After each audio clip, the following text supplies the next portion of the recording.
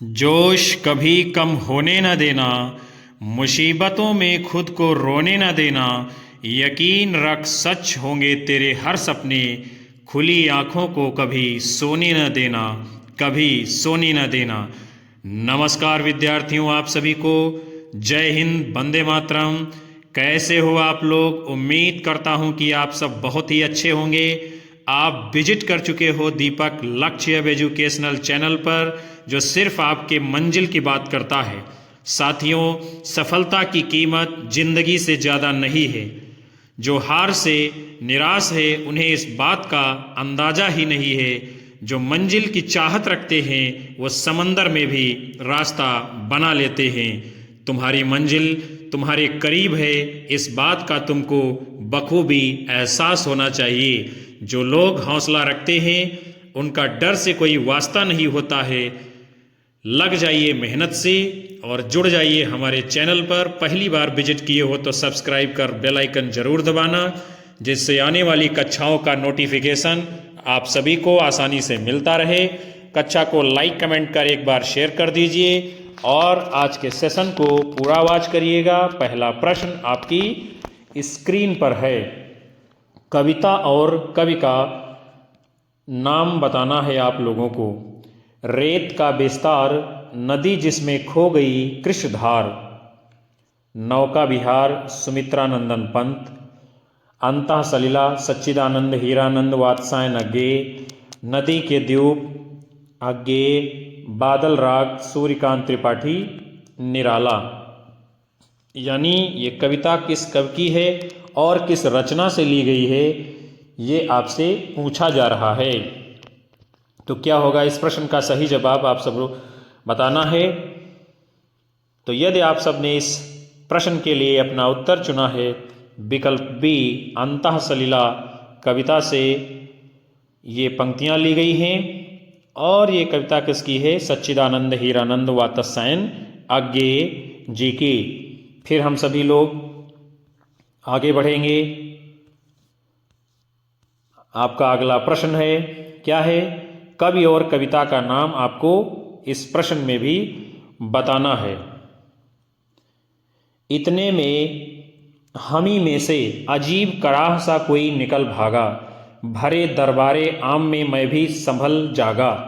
ब्रह्म राक्षस गजानन माधव मुक्तिबोध, भूल गलती गजानन माधव मुक्तिबोध, ये दीप अकेला अज्ञेय कुकुरमुत्ता निराला। यानी ये कविता किसकी है और किस रचना से ली गई है, यही आपसे पूछा जा रहा है। तो इस प्रश्न के लिए आप सभी ने अपना उत्तर चुना है विकल्प बी, भूल गलती मुक्तिबोध। तो बिल्कुल राइट आंसर आप लोगों का माना जाएगा। हम सभी लोग बढ़ते हैं अगले क्रम की ओर। फिर आपका है रिक्त पंक्तियों को पूरा करना है। चलिए देखते हैं क्या है इसमें। खोजता हूँ पठार पहाड़ समंदर, जहाँ मिल सके मुझे मेरी वह खोई हुई। आत्म संभवा प्रेमाभिव्यक्ति के प्रकार, परम अभिव्यक्ति अनिवार्य, अखंड ज्योति दुर्निवार, निरंतर बहने वाला विचार।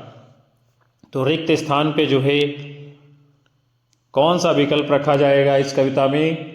तो आप सभी ने इस प्रश्न के लिए यदि अपना उत्तर चुना है विकल्प बी, तो बिल्कुल राइट आंसर माना जाएगा। खोजता हूँ पठार परम पहाड़ समंदर, जहाँ मिल सके मुझे मेरी खोई हुई परम अभिव्यक्ति अनिवार्य। आगे देखते हैं। फिर ये कविता किसकी है? गजानन माधव मुक्तिबोध जी की।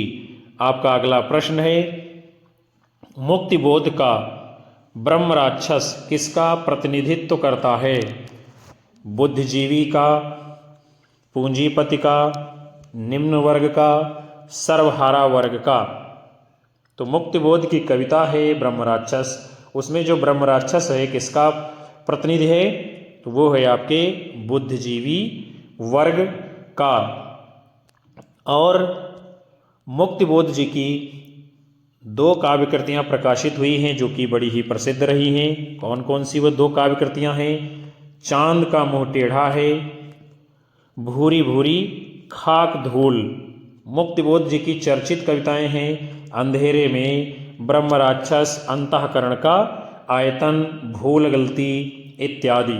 हम सभी लोग विद्यार्थियों बढ़ेंगे अगले क्रम की ओर। आपका प्रश्न है, यानी ये काव्य पंक्तियाँ दी गई हैं और किस कवि की हैं ये आपसे पूछा जा रहा है। मैंने देखा एक बूंद सहसा उछली सागर के झाग से, रंग गई क्षण भर ढलते सूरज की आग से। सच्चिदानंद हीरानंद वात्स्यायन अज्ञेय, जगदीश गुप्त, भारत भूषण अग्रवाल, गिरजा कुमार माथुर। तो किसकी है ये पंक्ति विद्यार्थियों? आपके सच्चिदानंद हीरानंद वात्स्यायन अज्ञेय जी की। आगे बढ़ते हैं। फिर पंक्ति दी गई है, लाल आंचल से पसीना पोंछ दो, बाल पतली उंगलियों से ओछ दो। ये पंक्ति किसकी है? गिरजा कुमार माथुर जी की। आगे बढ़ेंगे। आपका प्रश्न है, हम तो सारा का सारा लेंगे जीवन, कम से कम वाली बात न हमसे कहिए। काव्य पंक्तियों के कवि कौन से हैं? अज्ञेय जी, सर्वेश्वर दयाल सक्सेना, रघुवीर सहाय, गजानन माधव, मुक्तिबोध। तो ये काव्य पंक्ति किसकी है विद्यार्थियों? आपके विकल्प सी रघुवीर सहाय जी की। हम सभी लोग बढ़ते हैं अगले क्रम में। अन्य कवियों की पंक्तियां भी दी गई हैं, उसको भी हम सभी लोग देखते हैं। किंतु हम हैं दीप, हम धारा नहीं हैं, स्थिर समर्पण है हमारा, हम सदा से द्यूप हैं स्रोतस्विनी के। ये काव्य पंक्ति किसकी है? अज्ञेय जी की। फिर है, मैं नया कवि हूँ इसी से जानता हूँ, सत्य की चोट बड़ी गहरी होती है। ये काव्य पंक्ति किसकी है? सर्वेश्वर दयाल सक्सेना जी की।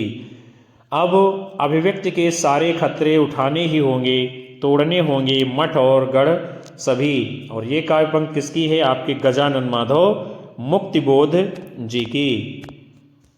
फिर अगले क्रम में आपका प्रश्न है, जमीन पक रही है किसका कविता संग्रह है? नागार्जुन, नरेश मेहता, केदारनाथ अग्रवाल, केदारनाथ सिंह। किसका है ये कविता संग्रह जमीन पक रही है? तो वो हैं आपके केदारनाथ सिंह। केदारनाथ सिंह जी के अन्य कविता संग्रह कौन कौन से हैं उसे हम लोग देखते हैं। अभी बिल्कुल अभी, टॉलस्टॉय और साइकिल, यहाँ से देखो इत्यादि। बाबा नागार्जुन जी का मूल नाम वैद्यनाथ मिश्र है। इनका पहला साहित्यिक उपनाम जो है वो यात्री है। संस्कृत और मैथिली में ये यात्री नाम से ही कविताएं लिखते थे। इनकी रचनाएं कौन कौन सी हैं? युगधारा, खिचड़ी विप्लव देखा हमने, तुमने कहा था, भस्मांकुर, सतरंगे पंखों वाली इत्यादि। फिर नरेश मेहता जी, ये दूसरे सप्तक के कवि हैं। इनकी रचनाएं हैं वन पाखी सुनो, बोलने दो चीड़ को, चैत्या, उत्सवा आदि। फिर उसके उपरांत जो है केदारनाथ अग्रवाल, ये प्रगतिवादी कवि हैं। इनकी रचनाएं हैं युग की गंगा, नींद के बादल, अपूर्वा, आत्मगंध, जमुन जल तुम, फूल नहीं रंग बोलते हैं, गुल मेहंदी, लोक और आलोक। हम सभी लोग अगले प्रश्न को देखते हैं। गीत फरोश में कवि क्या कहना चाहता है? कवि के लिए सुनहरे अवसर बहुत हैं। दूसरों के मनमाफिक कविता लिखने और बेचने के लिए कवि विवश है। कभी पैसे के लिए गीत लिखता है, कभी ज्ञान और संवेदना से हीन होता जा रहा है। तो क्या होगा विद्यार्थियों, इस प्रश्न का उत्तर आप सभी लोगों को बताना है। गीत फरोश ये कविता है, किसकी है? भवानी प्रसाद मिश्र जी की। और कवि क्या कहना चाहता है इसमें? आपका जो सही उत्तर है विकल्प बी, दूसरों के मन माफिक कविता लिखने और बेचने के लिए कवि विवश है। आगे देखते हैं। गीत फरोश ये जो कविता है इसका प्रकाशन 1953 ईस्वी में हुआ है। किसकी है? भवानी प्रसाद मिश्र जी की कविता है। और इनकी रचनाएं हैं चकित है दुख 1968 ईस्वी, अंधेरी कविताएं 1968 ईस्वी, गांधी पंचसती 1969 ईस्वी, बुनी हुई रस्सी 1971 ईस्वी, इदम नमम 1977 ईस्वी, संप्रति 1982 ईस्वी। फिर अगले क्रम में आप सभी का प्रश्न है, हिंदी कविता में प्रयोगवाद का प्रवर्तन किस काव्य संकलन से माना जाता है? दूसरा सप्तक, तार सप्तक, कुरुक्षेत्र, असाध्य वीणा। क्या है इसका उत्तर? हिंदी कविता में प्रयोगवाद का प्रवर्तन जिस काव्य संकलन से माना जाता है उसका नाम क्या है विद्यार्थियों? विकल्प बी, तार सप्तक। क्योंकि तार सप्तक की शुरुआत जो है 1943 ईस्वी में होती है, यानी संपादन और प्रकाशन इसका इसी समय होता है। फिर तार सप्तक में 7 कवियों की कविताओं का संकलन प्रकाशित किया गया है। सच्चिदानंद हीरानंद वात्स्यायन अज्ञेय जी ने इन 7 कवियों को राहों का अन्वेषी कहा है। दूसरा सप्तक का संपादन 1951 ईस्वी में अज्ञेय जी ने किया है। और कुरुक्षेत्र जो रचना है रामधारी सिंह दिनकर जी की है। असाध्य वीणा रचना सच्चिदानंद हीरानंद वात्स्यायन अज्ञेय जी की है। आगे बढ़ते हैं। फिर आप सभी का प्रश्न है, निम्नलिखित रचनाओं में से कौन सी कुंवर नारायण जी की रचना है? पारो, मेरे साक्षात्कार, मन की बात, इमरतिया। कौन सी रचना है कुंवर नारायण जी की? तो उसका नाम है मेरे साक्षात्कार। और पारो तथा इमरतिया ये रचनाएं किसकी हैं? आपके बाबा नागार्जुन जी की। और बात की बात शिवमंगल सिंह सुमन जी की कविता है।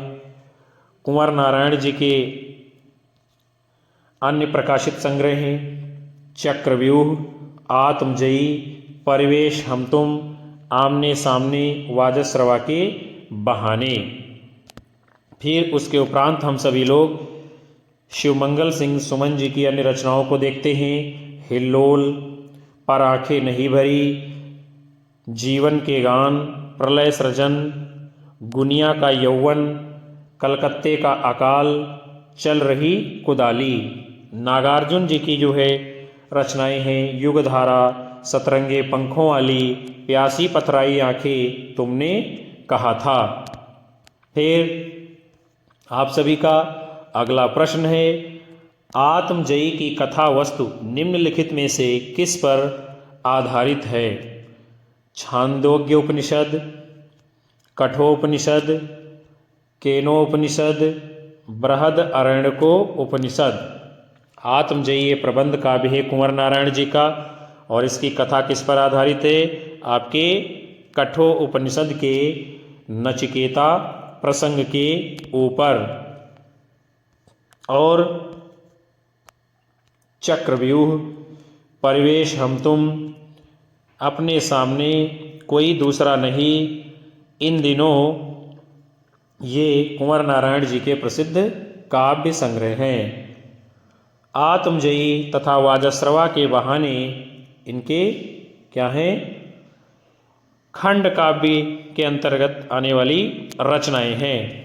फिर आपका अगला प्रश्न है, निम्नलिखित रचनाओं में से कौन सी नरेश मेहता की लिखी रचना नहीं है? महाप्रस्थान, अरण्या, शबरी, गुनाहों का देवता। कौन सी नरेश मेहता जी की रचना नहीं है? तो उसका नाम है विद्यार्थियों गुनाहों का देवता। क्योंकि गुनाहों का देवता ये जो है धर्मवीर भारती जी का बहुत ही चर्चित उपन्यास है। और महाप्रस्थान, शबरी, अरण्या ये जो है नरेश मेहता जी की रचनाएं हैं। फिर धर्मवीर भारती जी का एक अन्य उपन्यास है सूरज का सातवां घोड़ा। महाप्रस्थान, अरण्या, शबरी नरेश मेहता के द्वारा लिखे गए ये प्रबंध काव्य हैं। इनकी अन्य काव्य रचनाएं हैं वन पाखी सुनो, बोलने दो चीड़ को, मेरा समर्पित एकांत, चैत्या, उत्सवा, संशय की एक रात, ये भी क्या है एक प्रबंध काव्य है। फिर आप सभी का अगला प्रश्न है, शमशेर बहादुर सिंह द्वारा लिखित दो आब किस विधा की कृति है? कहानी, समीक्षा, उपन्यास, काव्य। शमशेर बहादुर सिंह की जो रचना है दो आब, ये हिंदी की किस विधा के अंतर्गत आती है ये आप लोगों को बताना है।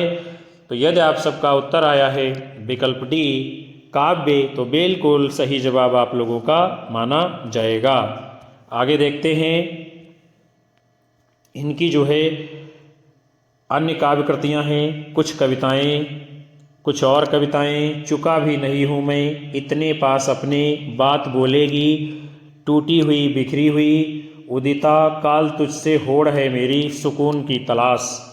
फिर अगले क्रम में विद्यार्थियों आप सभी का प्रश्न है, मछली घर नामक काव्य संग्रह के संपादक हैं यानी कौन हैं? दूधनाथ सिंह, विजय देवनारायण शाही, लक्ष्मीकांत वर्मा, धर्मवीर भारती।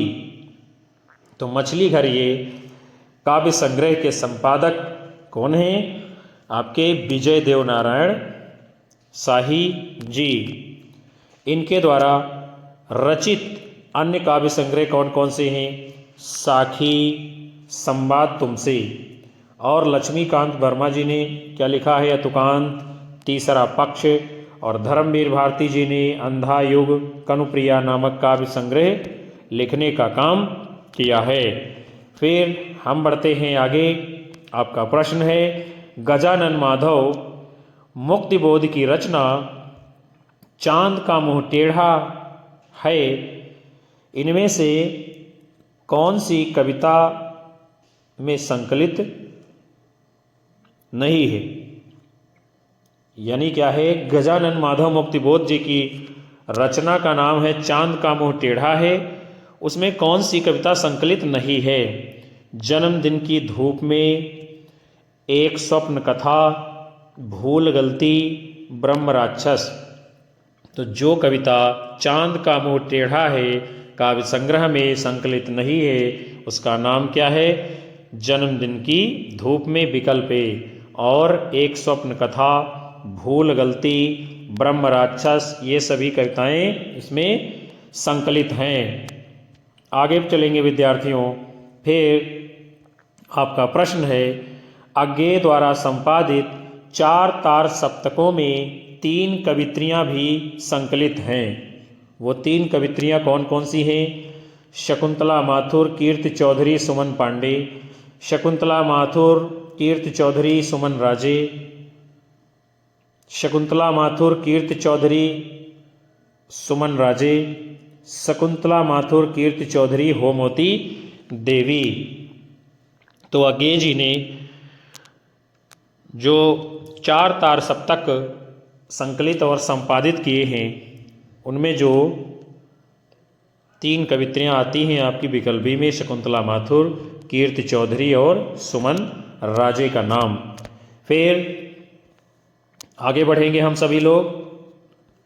आपका अगला प्रश्न है, ने प्रयोगवाद को सर्वाधिक प्रभावित किया है, यानी किसने प्रभावित किया है?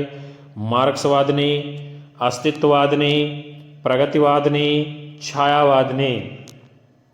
तो प्रयोगवाद को सबसे ज़्यादा किसने प्रभावित किया है? तो वो है आपका अस्तित्ववाद, यानी अस्तित्ववाद का जो है प्रभाव प्रयोगवाद के ऊपर देखने को मिलता है। और प्रयोगवाद ने साहित्य में पहली बार व्यक्तिगत अस्मिता, निजी व्यक्तित्व और निजता को बहुत महत्व दिया है, और इसमें क्षण को महत्व दिया गया है। प्रयोगवादी कवि वैयक्तिक प्रेम की सहज स्वीकृति पर बल देता है। अगले क्रम में आप सभी का प्रश्न है, फंतासी के बारे में कौन सा वक्तव्य सही नहीं है, उसे आप लोगों को बताना है।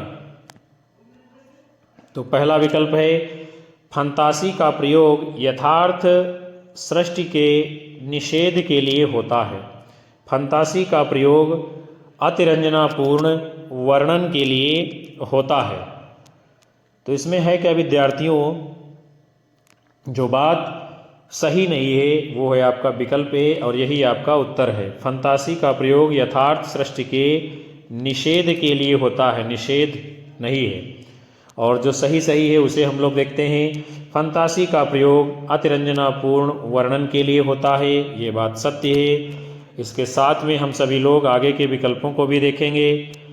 फंतासी का प्रयोग एक समानांतर संसार के निर्माण के लिए होता है, सही है। फंतासी का प्रयोग सत्य निरूपण के लिए होता है, यानी विकल्प ए आपका सही उत्तर है। फिर अगले क्रम में आपका प्रश्न है, मुक्तिबोध की किस पुस्तक को प्रतिबंधित किया गया था? विपात्र, एक साहित्यिक की डायरी, चांद का मुंह टेढ़ा है, भारत इतिहास और संस्कृत। तो मुक्तिबोध जी की जिस कृति को प्रतिबंधित कर दिया गया था, रोक लगा दी गई थी, उसका नाम क्या है? भारत इतिहास और संस्कृति। यानी होता क्या है विद्यार्थियों कि मध्य प्रदेश शासन के द्वारा, चूंकि मुक्तिबोध जो है मध्य प्रदेश के रहने वाले थे, तो मध्य प्रदेश के शासन के द्वारा भद्रता और जो है नैतिकता के विरुद्ध ठहराई गई इस पुस्तक पर मध्य प्रदेश न्यायालय में जो है मुकदमा चलता है, जिसका निर्णय था कि इसके 10 आपत्तिजनक अंशों को हटाकर इसे पुनः प्रकाशित किया जा सकता है। ऐसा किया क्यों था सरकार ने वहाँ की? चूँकि जो मुक्तिबोध जी हैं बहुत ही बेबाकी से जो है अपनी बात को रखते हैं। वो ना शासन को डरते थे, ना सरकार को डरते थे। जो सत्य होता था वो सबके सामने रखने का काम करते थे। फिर इस पुस्तक की भूमिका में जो है मुक्तिबोध जी ने क्या लिखा है? यह इतिहास की पुस्तक नहीं है, इस अर्थ में कि सामान्यतः इतिहास में राजाओं और युद्धों और राजनीतिक उलटफेरों का जैसा विवरण मिलता रहा है वैसा इसमें नहीं है। युद्धों और राजवंशों के विवरण में न अटककर मैंने अपने समाज और उसकी संस्कृति के विकास के पथ पर अंकित किया है। फिर हम सभी लोग अगले क्रम में चलेंगे। आपका प्रश्न है, प्रियंबद निम्नलिखित में से किस कविता से संबंधित पात्र है? प्रलय की छाया, असाध्य वीणा, ब्रह्म राक्षस, कामायनी। तो प्रियंबद ये पात्र किस कविता से संबंधित है? उसका नाम है असाध्य वीणा। और असाध्य वीणा ये कविता किसकी है विद्यार्थियों? सच्चिदानंद हीरानंद वात्स्यायन अज्ञेय जी की। अज्ञेय जी की अन्य कविताओं को भी हम लोग देखते हैं। कितनी नाव में कितनी बार, आंगन के पार द्वार, इंद्रधनुष रौंदे हुए। और ब्रह्म राक्षस मुक्तिबोध जी के द्वारा लिखी गई रचना है। और प्रलय की छाया तथा कामायनी महाकाव्य ये जयशंकर प्रसाद जी की रचनाएं हैं। आगे बढ़ते हैं। फिर आप सभी का प्रश्न है, प्रयोग अपने आप में इष्ट नहीं है वरन वह साधन है, ये कथन किस वाद से संबंधित है? प्रगतिवाद, छायावाद, यथार्थवाद, प्रयोगवाद। तो प्रयोग अपने आप में इष्ट नहीं है वरन वह साधन है, ये कथन विद्यार्थियों प्रयोगवाद से संबंधित है। और ये कथन है किसका? तो ये जो है सच्चिदानंद हीरानंद वात्सायन अज्ञेय जी दूसरे सप्तक की भूमिका में लिखते हैं इस बात को।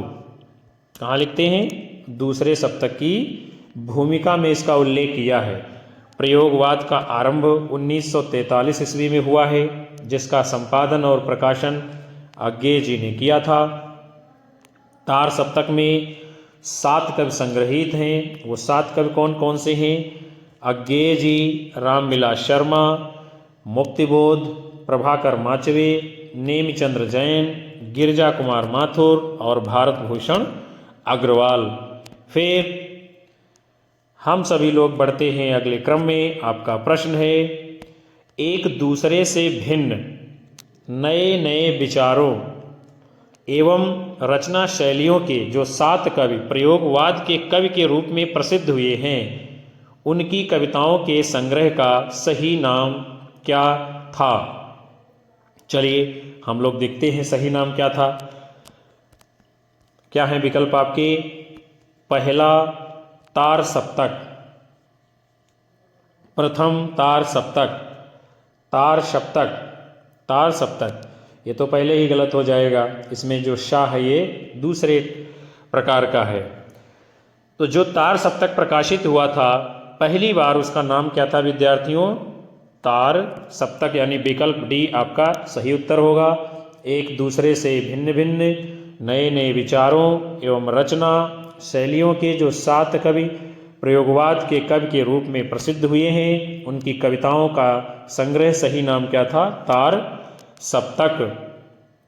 और तार सप्तक में आपके रामविलास शर्मा, अज्ञेय जी, मुक्तिबोध, गिरिजा कुमार माथुर, भारत भूषण अग्रवाल, प्रभाकर माचवे, नेमचंद्र जैन जी का नाम गिना जाता है।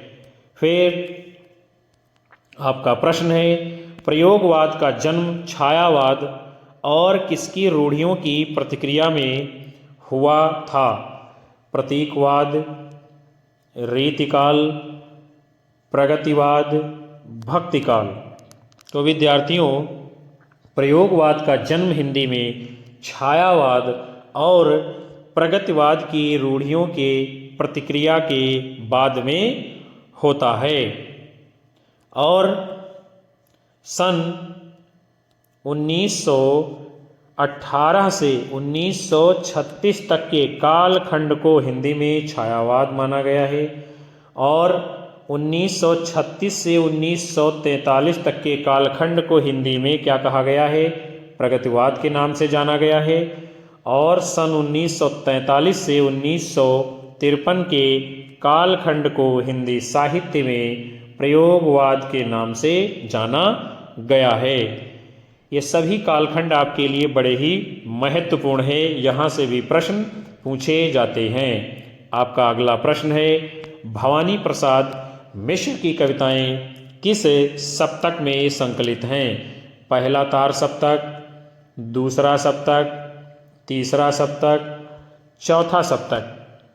तो भवानी प्रसाद मिश्र जी की कविताएं विद्यार्थियों ये दूसरे सप्तक में संकलित हैं। क्यों? क्योंकि भवानी प्रसाद मिश्र जो है ये दूसरे सप्तक के कवि हैं। दूसरे सप्तक का प्रकाशन कब हुआ है? 1951 ईस्वी में। भवानी प्रसाद मिश्र को हिंदी में सहजता का कवि कहा जाता है। इनकी चर्चित कविताएं हैं कमल के फूल, सतपुड़ा के जंगल, वाणी की दीनता, टूटने का सुख, गीत फरोश इत्यादि। आगे चलेंगे हम सभी लोग। फिर आप सभी का प्रश्न है, कौन सी काव्य कृति गिरिजा कुमार माथुर जी की नहीं है? उसे आप लोगों को बताना है। नाश और निर्माण ये तो है, शिलापंख चमकीले ये भी है, छाया मत छूना मन ये भी है। फिर कौन सी नहीं है? तो उत्तर है आपका विकल्प डी, बुनी हुई रस्सी, ये रचना जो है गिरजा कुमार माथुर जी की नहीं है, फिर किसकी है विद्यार्थियों? तो इसको लिखा है आपके भवानी प्रसाद मिश्र जी ने। और नाश और निर्माण, शिलापंख चमकीले, छाया मत छूना मन, साक्षी रहे वर्तमान, पृथ्वी कल्प, ये सभी काव्य कृतियाँ किसकी हैं विद्यार्थियों? आपके गिरजा कुमार माथुर जी की। हम सभी लोग बढ़ते हैं अगले क्रम में। आपका प्रश्न है, धर्मवीर भारती की काव्य कृति कनुप्रिया में किसका चित्रण किया गया है? राधा के नवीन रूप का, सीता का दुख, मीरा का रसिक प्रिया। तो धर्मवीर भारती जी की जो काव्य कृति है कनुप्रिया, उसमें किसका वर्णन मिलता है? राधा के नवीन रूप का। फिर इस काव्य में क्या होता है? राधा और कृष्ण के प्रेम का चित्रण किया गया है। और धर्मवीर भारती मूलतः ये प्रेम के कवि हैं। किसके हैं? प्रेम के कवि हैं। इनकी एक कविता है, प्रेम से संबंधित इन फिरोजी होठों पर बर्बाद मेरी जिंदगी। बहुत ही शानदार कविता लिखा है धर्मवीर भारती जी ने। इनकी प्रमुख रचनाएं कौन कौन सी हैं? ठंडा लोहा, अंधा युग गीत नाट्य है, कनुप्रिया, 7 गीत वर्ष, देशांतर इत्यादि। और ये सभी की सभी रचनाएं जो है विद्यार्थियों बहुत ही महत्वपूर्ण मानी गई हैं धर्मवीर भारती की। और इसके साथ में इन्होंने गुनाहों का देवता, सूरज का 7वां घोड़ा जैसे उपन्यास भी लिखने का काम किया है, जो कि बहुत ही चर्चित हिंदी साहित्य में रहे हैं। तो आज के सत्र को विद्यार्थियों हम यहीं पर विराम देते हैं, जिसमें आप सब ने हिंदी प्रयोगवाद से संबंधित बड़े ही महत्वपूर्ण प्रश्नों की सीरीज को देखा है, जाना है, समझा है। मैं आशा करता हूँ कि ये सत्र आपको पसंद आएगा और ये प्रश्न आपकी विभिन्न परीक्षाओं के लिए लाभदायक और कारगर सिद्ध होंगे। कक्षा को लाइक जरूर कीजिए, कमेंट करिए और ज़्यादा से ज़्यादा शेयर करते हुए अपने साथी मित्रों को हमारे चैनल से जोड़ते रहिएगा। यही आपका प्यार होता है हमारे लिए, हमें ऊर्जा प्रदान करता है, हमारा मनोबल बढ़ाता है। और मिलते हैं आप सभी को फिर से एक नए सेशन में। तब तक के लिए नमस्कार, जय हिंद, वंदे मातरम, बाय बाय, शुभ रात्रि विद्यार्थियों आप सभी लोगों को।